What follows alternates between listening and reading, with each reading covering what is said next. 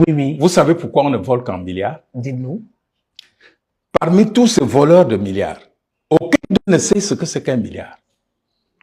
Il n'a jamais compté 50 millions. C'est-à-dire, si vous lui donnez 50 millions en billets de 10 000, vous lui dites de vérifier si ça suffit. Pendant 2 jours, il n'arrivera pas. C'est parce que leur milliard, c'est sur le papier. C'est comme le rat.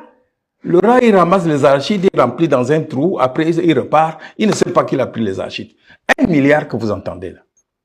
Si on te donne ça, et tu te dis que c'est ton salaire, tu vas manger 1 million par mois. Tu vas le manger en 83 ans et 3 mois. Si on te donne ça aujourd'hui, ça veut dire que tu ne mangeras même pas la moitié. Je dis, tu manges 1 million, tu ne fais rien. Tu as mis quelque part. Mais dis donc, quand un Camerounais prend 1, 2, 3, 4, 5, mais c'est un criminel. Ce n'est même plus un voleur. C'est un criminel. Et la loi du Cameroun est devenue une histoire où le voleur est propriétaire. Est-ce que tu me comprends? Le voleur n'est jamais propriétaire. Le voleur est quelqu'un qui a pris la chose d'autrui sans autorisation. Et quand on l'attrape, on reprend la chose. On ne dit pas qu'on a repris sa chose.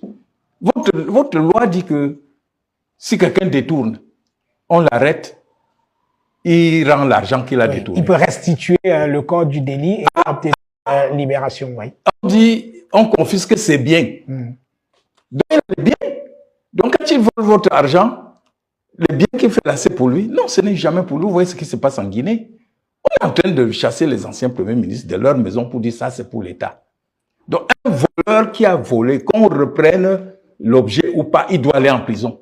Est-ce que les petits voleurs de poulet, là, quand la propriété a récupéré son coq, on ne l'envoie pas au tribunal? Ils vont quand même Ils vont pas à Nobel.